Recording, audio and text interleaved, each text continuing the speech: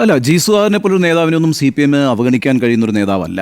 ഒന്നാമത്തെ കാര്യം, അത്ര ശക്തവും ഗാഠവുമായ ബന്ധമാണ് ജി സുധാകരൻ ആ പാർട്ടിയുമായിട്ടുള്ളത്. ഞാൻ വരുന്നത് ആലപ്പുഴ ജില്ലയിൽ നിന്നാണ്. ഞാൻ കോളേജിൽ പഠിക്കുന്ന കാലം മുതൽ എനിക്ക് ജി സുധാകരനെ അറിയാം. വളരെ അടുത്ത വ്യക്തിബന്ധമുള്ള ഒരു നേതാവ് കൂടിയാണ്.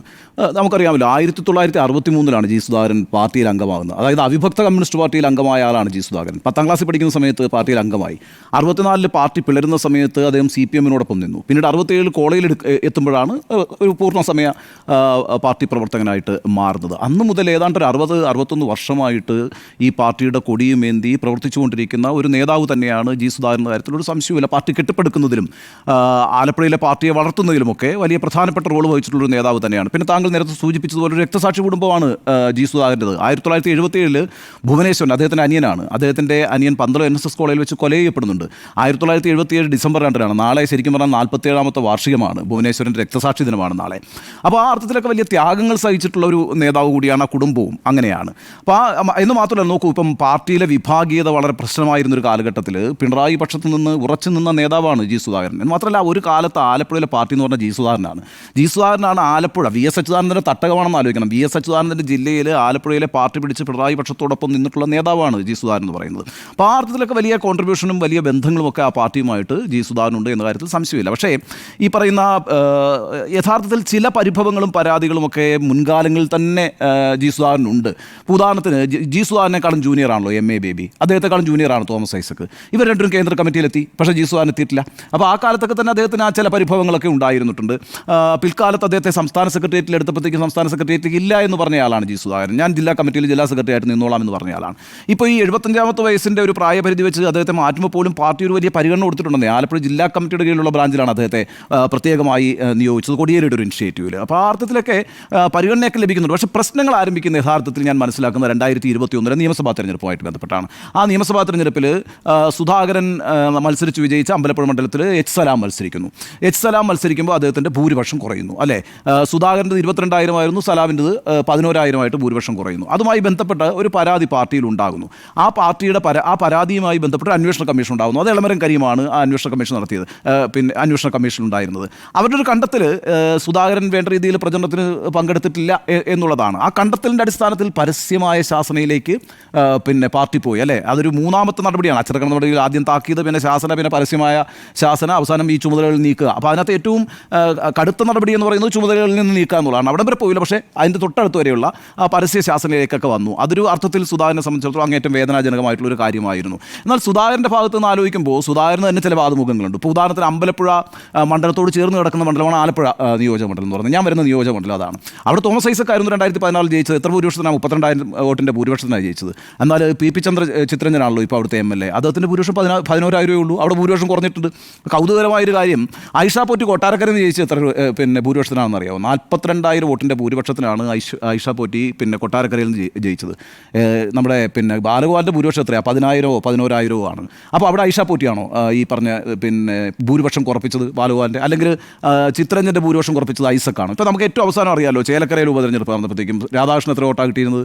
39,400 വോട്ടിൻ്റെ ഭൂരിപക്ഷമില്ലേ? ഇപ്പോൾ പ്രദീപിന് എത്ര കിട്ടിയത്? 15,000 വോട്ടല്ലേ കിട്ടിയത്? അപ്പോൾ അവിടെ ഭൂരിപക്ഷം കുറപ്പിച്ചത് രാധാകൃഷ്ണനാണോ? അപ്പോൾ അങ്ങനെ ഒരു വാദമുഖം സുധാകരനോട് അടുത്ത് നിൽക്കുന്നവരും ഉന്നയിക്കുന്നുണ്ട്. അപ്പോൾ അതിനകത്ത് സുധാകരൻ ഈ പറയുന്ന എളമരം കമ്മീഷനുമായിട്ട് ബന്ധപ്പെട്ട് വലിയൊരു എതിർപ്പുണ്ടായി, അതിനകത്തൊരു ഒരു വിയോജിപ്പുണ്ടായി. പിന്നെ അതിൻ്റെ തുടർച്ചയായിട്ട് ജില്ലാ നേതൃത്വവുമായിട്ട് യഥാർത്ഥത്തിൽ സുധാകരൻ തെറ്റുന്നുണ്ട്. ഇപ്പോൾ നമുക്കറിയാമല്ലോ, ഇപ്പോൾ ഈ R നാസറാണ് അവിടെ ജില്ലാ സെക്രട്ടറി, നാസർ, അതുപോലെ ആരിഫ്, സലാം, ഇവരൊക്കെ ചേർന്നിട്ടാണ് ആ പരാതി കൊടുത്തത് എന്നൊരു പരിഭവം സുധാകരനുണ്ട്. സുധാകരനോട് അടുത്ത വൃത്തങ്ങളൊക്കെ അതാണ് പറയുന്നത്. അപ്പോൾ അത്തരത്തിൽ സുധാകരനെ ടാർഗറ്റ് ചെയ്തുകൊണ്ടൊരു പരാതി വരിക, എന്നിട്ട് സുധാകരൻ അതിനകത്ത് പ്രചരണത്തിലൊക്കെ വീഴ്ച വരുത്തിയെന്ന് വരിക, അതിൻ്റെ ഭാഗമായിട്ട് അദ്ദേഹത്തെ പരസ്യമായി ശാസിക്കുക.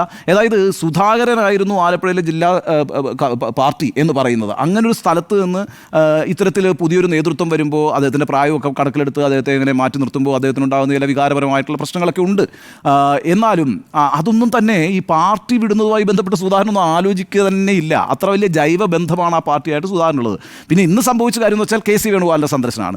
KC വേണുഗോപാലിൻ്റെ സന്ദർശനം അത്ര യാദൃശ്യമൊന്നുമായിട്ട് ഞാൻ കാണുന്നില്ല. അതിൻ്റെ കാര്യം എന്താണെന്ന് വെച്ചാൽ, ഇപ്പം നമുക്കറിയാമല്ലോ, പാർട്ടിയുടെ പല സമ്മേളനങ്ങളിലും കലാപക്കൊടികൾ ഉയരുന്നു, പ്രതിഷേധങ്ങൾ ഉയരുന്നു, ചിലർ ചിലർ പാർട്ടിയിൽ നിന്ന് വിട്ടുപോകുന്നു, ചിലർ വിട്ടുപോകാൻ നിൽക്കുന്നു.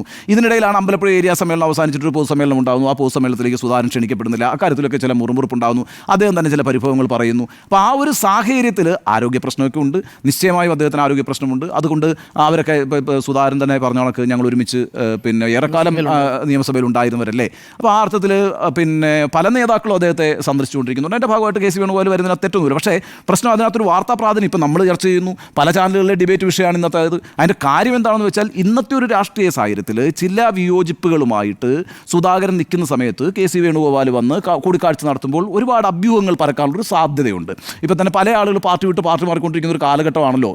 ഒരു ദിവസം രാത്രിയിൽ പാർട്ടി മാറി സ്ഥാനാർത്ഥിയാകുന്നു, മറ്റൊരു പാർട്ടിയുടെ സ്ഥാനാർത്ഥിയാകുന്നു. അങ്ങനെയൊക്കെയുള്ള സംഭവങ്ങൾ നടന്നുകൊണ്ടിരിക്കുമ്പോൾ ഇത്തരത്തിൽ വിയോജിച്ച് നിൽക്കുന്ന ആളുകളെയൊക്കെ പോയി കാണുക എന്ന് പറഞ്ഞാൽ അതിന് തൊട്ട് പിന്നാലെ ലിജുവിൻ്റെ ഒരു സ്റ്റേറ്റ്മെൻ്റ് ഉണ്ട്. അതാണ് കൗതുകരമായിട്ടുള്ള സ്റ്റേറ്റ്മെൻറ്റ് അല്ലേ. സംഘടനാ ജനറൽ സെക്രട്ടറി ആയിട്ടുള്ള ലിജു പറയുന്നത് എല്ലാവർക്കും മുന്നിൽ വാതിൽ തുറന്നിട്ടിരിക്കുന്നു എന്നാണ്. അതൊക്കെ ഒരു രാഷ്ട്രീയ തന്ത്രമാണ്. അല്ലാതെ കെ സി വേണുഗോപാൽ പോയി സത്യത്തിൽ ആത്മാർത്ഥമായിട്ടായിരിക്കും സുധാകരനെ കണ്ടിട്ടുണ്ടാവുക. സുധാകരൻ അങ്ങനെ അദ്ദേഹത്തെ സ്വീകരിച്ചിട്ടുണ്ടാകും. അതിനകത്തൊരു രാഷ്ട്രീയ ടോൺ ഇവർ രണ്ടുപേരും ഉദ്ദേശിച്ചിട്ടുണ്ടാവില്ല. എങ്കിലും കോൺഗ്രസ് അതിനകത്തൊരു രാഷ്ട്രീയ ടോൺ ഉണ്ടാക്കാൻ ശ്രമിച്ചിട്ടുണ്ട്. അത് ലിജുവിൻ്റെ പിന്നാലെ വന്ന പ്രസ്താവനയിൽ നമുക്ക് വളരെ വ്യക്തമാണ്. പക്ഷേ ഒരു സംശയവും വേണ്ട, ജി സുധാകരനെ പോലൊരാൾ ആ പാർട്ടിയൊന്നും വിട്ട് എങ്ങോട്ടും പോകില്ല. അദ്ദേഹത്തിൻ്റെ മനസ്സെന്ന് പറയുന്നത് ഇടതുപക്ഷ മനസ്സാണ്, കമ്മ്യൂണിസ്റ്റ് മനസ്സാണ്. ആ കമ്മ്യൂണിസ്റ്റ് മനസ്സുമായിട്ട് 61 വർഷക്കാലം ആ പാർട്ടിയിൽ പ്രവർത്തിച്ചിരുന്നയാളാണ്. അവസാന നിമിഷം വരെ അദ്ദേഹം ആ പാർട്ടിയിൽ തന്നെ ഉണ്ടാകുന്ന കാര്യത്തിൽ എനിക്കൊരു സംശയമില്ല. പക്ഷേ സുധാകരൻ്റെ ഒരു രീതി നമുക്കറിയാമല്ലോ. എന്തും വിളിച്ചു പറഞ്ഞു കളയും, ചില സമയത്തൊന്നും ഒരു നിയന്ത്രണവും ഇല്ലാതെ സംസാരിച്ചു കളയും.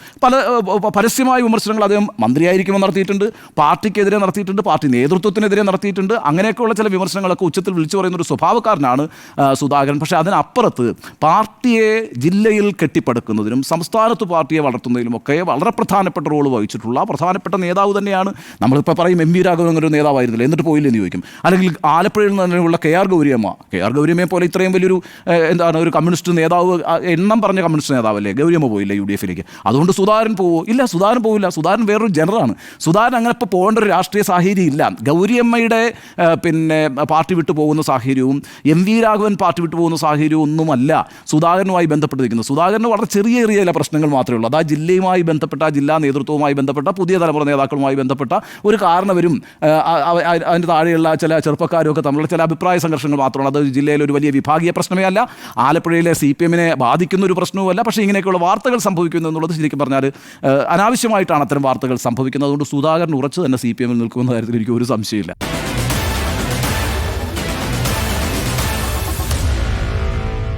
Meet the editors.